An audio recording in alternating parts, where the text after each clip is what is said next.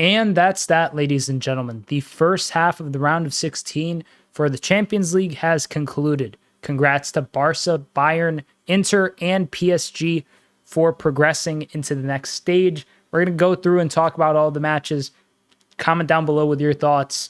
As a Liverpool fan myself, I'm heartbroken, and we're going to start right there with what I assume many will see as the main fixture to talk about.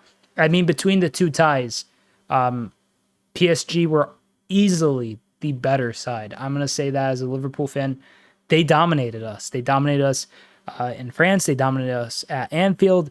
It was relentless. Nuno Mendes locked up Salah. It was the best I've seen anyone defend him in like 5 years. I kid you not. And I've seen him play basically every game for Liverpool, Mohamed Salah. So hats off to Nuno Mendes. Hats off to PSG. I would be bitter. I would be, kind of, I'd feel cheated maybe if we deserved to win, but we didn't. There was really little to suggest that Liverpool deserved to win last time out. And this time out, you can make an argument that they could have, but if you look at the stats, and we'll get to the penalty shootout in just a second, but if you look at the stats, we lost the possession battle, the XG battle, the shots count, the shot on target count, the amount of big chances created. They outpassed us. They they didn't foul as much. They had, half the amount of corners, but we couldn't make any chance work. They were dominant, PSG. And I think PSG are honestly besides the fact that they're on, a rougher side of the bracket, they will advance to face either most likely Aston Villa, but either Aston Villa or Club Brugge. Real Madrid and Atletico Madrid, I expect one of them to advance against Arsenal, but either way, Arsenal, Real Madrid, Atletico Madrid, any one of those clubs is going to have a hard time with PSG. Believe me. The fact that if you look at the French league, PSG is currently at a point where they're 14 points clear. That's about the gap that Liverpool has in England. So they're in a similar situation to Liverpool domestically. They did manage to just absolutely outclass Liverpool across the two ties, and I have to give them credit. I have to give Ousmane Dembele a significant amount of praise because he has been tremendous since the turn of the year. Luis Enrique as well for the lineups, the performances. I thought Vitinha was fantastic. I thought João Neves was fantastic. I thought Nuno Mendes, like I said, was really good. Desiree Doué I want to give a shout out to because he nearly scored a few times towards the end there. Liverpool just didn't click at any point. There wasn't really anything that was going to make it work, it seemed. And to make matters worse, 2 injuries to Konate and Trent. That's not ideal. They have, the League Cup this Sunday in Liverpool.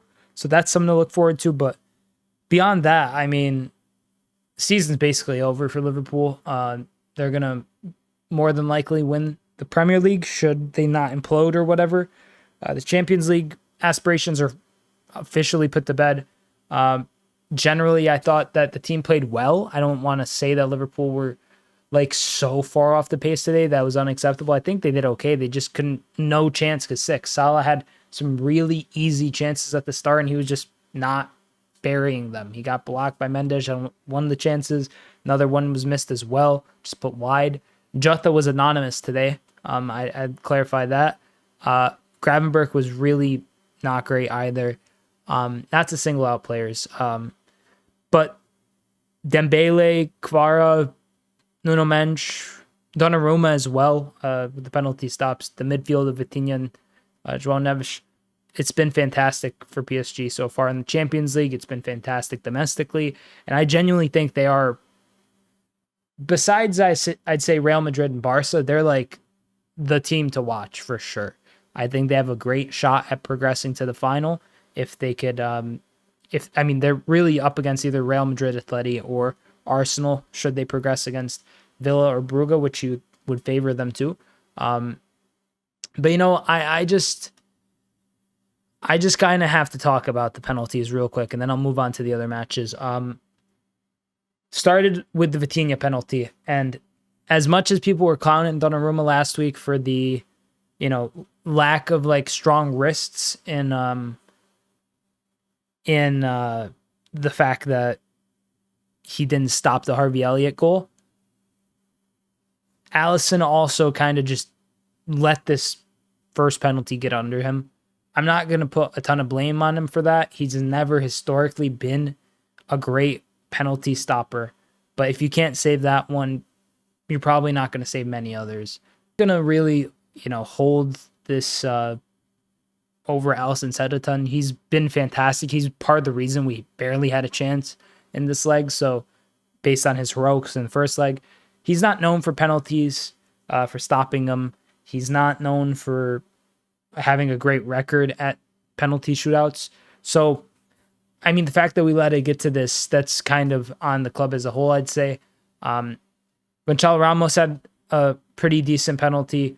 And then Darwin's penalty was really just, like, I don't know what to say. It was, you could maybe make an argument that there's some slight,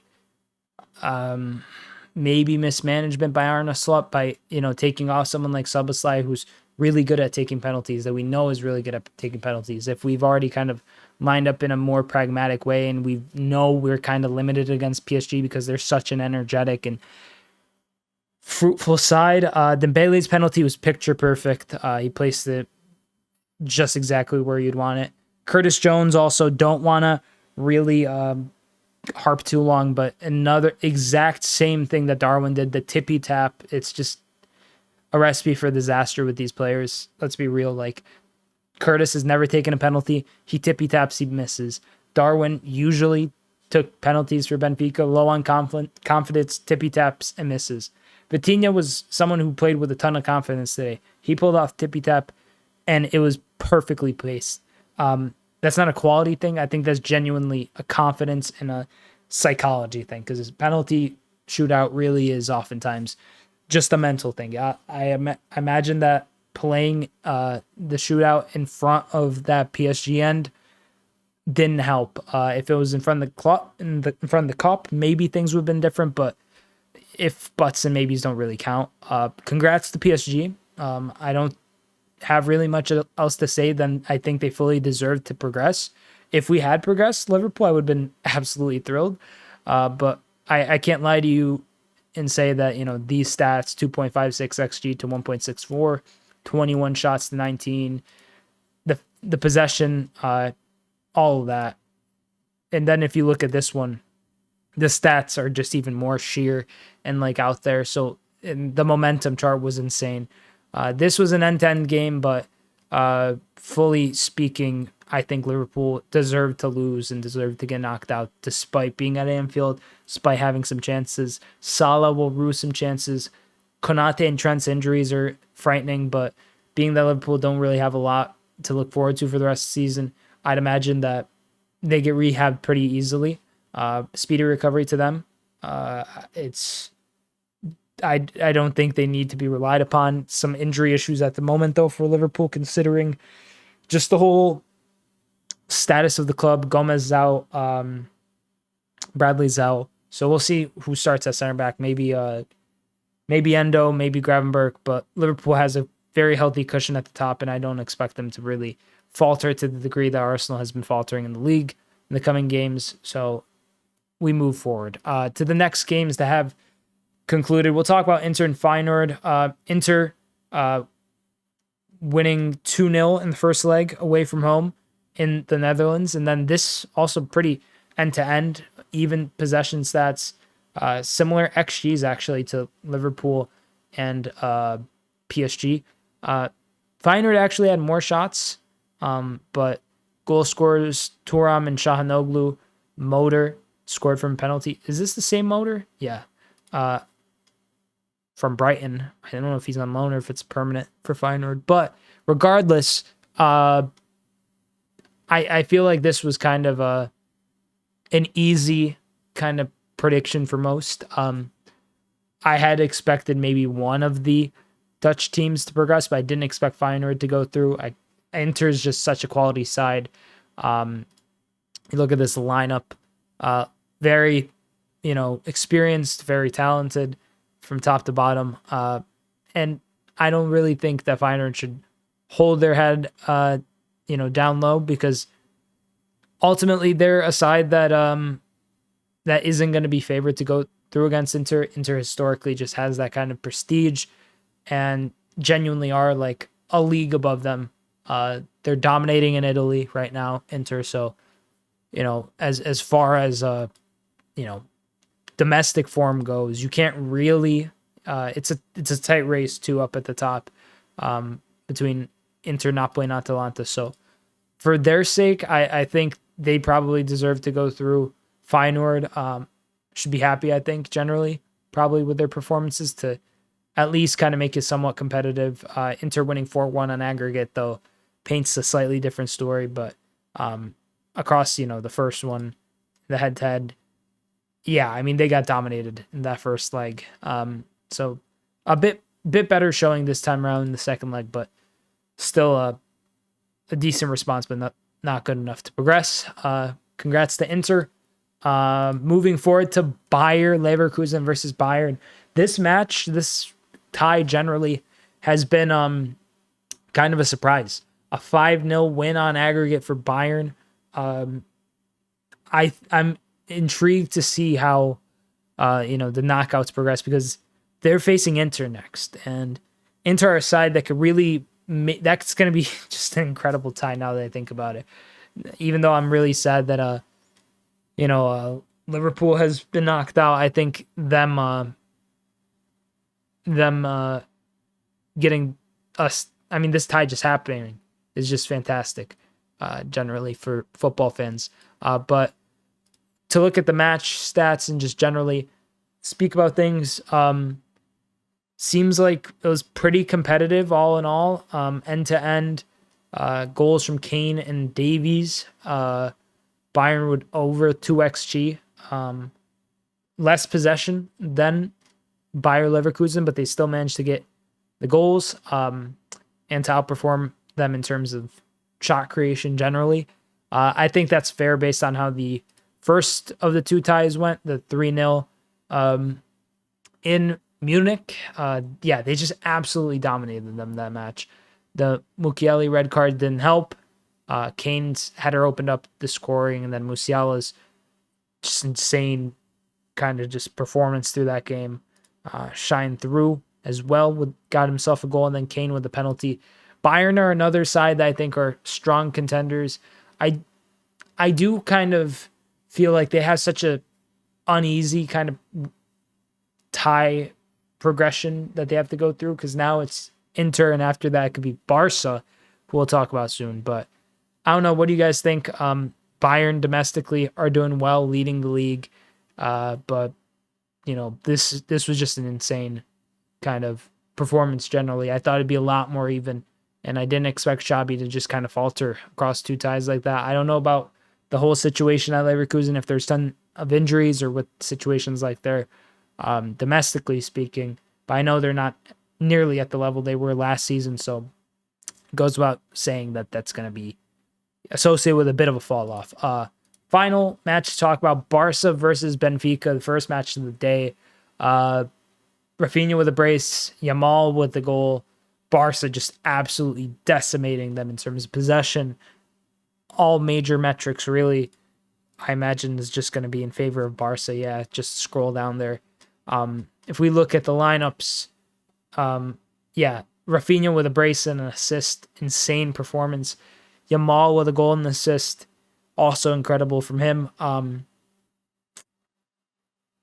mean, Benfica did well against Barca, but Szczesny just held them in there. He gave off, one of the best goalie performances we had seen in years, coincidentally, on the night of one of the best goalie performances we've seen in years from Alisson against PSG in Paris. But Barca had the juice to get it done. Liverpool did not have the mojo, and Barca managed to just kind of like maximize on that kind of situation that they were in. A red card for Tsubarsi in the first leg, kind of early-ish on, if I'm not mistaken. Yes, 22 minutes in.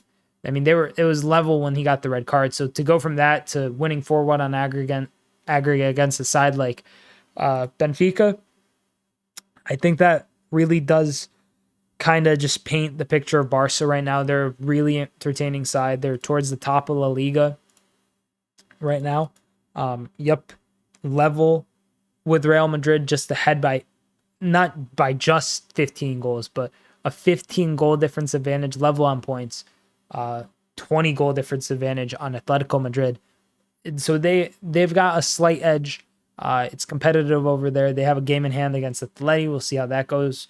Atleti has a chance to potentially leapfrog Barca, but they have a game in hand, Barca. So it's going to be interesting to see how that goes. In La Liga, it's going to be tense. I want to just look at the knockouts one last time to look at genuinely how it's looking. So PSG, it's going to be determined who they take on. It's going to be either one of Brugge or Aston Villa. They played incredible across that tie. I think they fully deserve to progress. And that's coming from a diehard Liverpool fan like myself. I genuinely think Liverpool just got played off the park across the tie. Bayern versus Inter. This is going to be an incredible tie. First game in Munich, second game in Milan. I think I'm going to have to think on that one. Inter is going to have their hands full with Serie A, and Bayern, I mean, they have that advantage. It's going to be interesting dynamic there. Barca is going to take on one of Dortmund or Lille.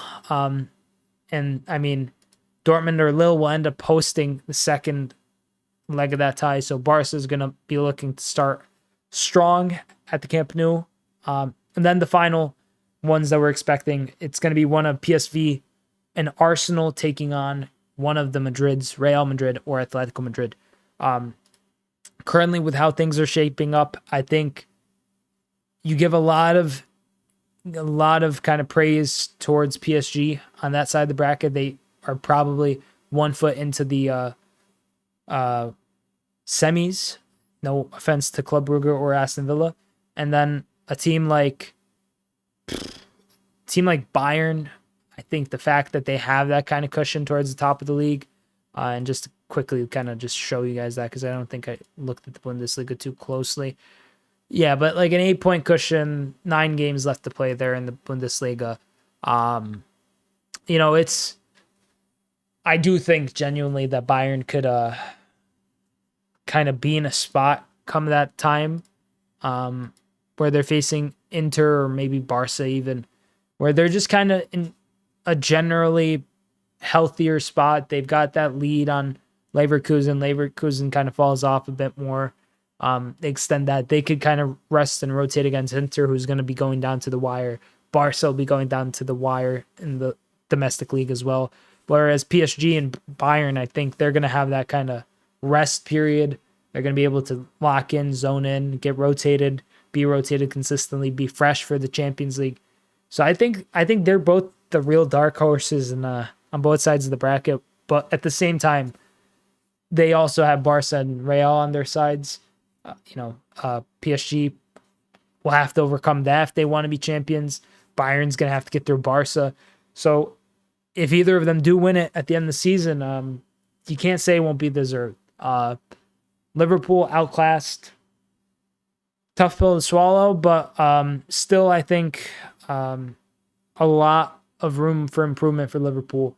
Arne Slot's men did decent, I think, across today's game, but it just wasn't enough to stop a really insurgent PSG side that's just in the ascendancy right now. I think this does signal that there will be a shift in personnel for Liverpool moving forward for a lot of positions. A lot of players probably going out in the summer, being sold on, I imagine, because just the current setup of the club, while it's great, while it's lovely, it really is crying out for some fresh legs. It's crying out for some new ideas on the pitch at some times. And you could see it just by that, really the first performance and then this second one as well, devoid of some confidence, leading you into just a period of general like average mediocrity, I guess. But congrats to the sides who progressed. Subscribe if you're new, and if you've watched this point in the video, like if you enjoyed as well. That helps me kind of get boosted in the algorithm of the video.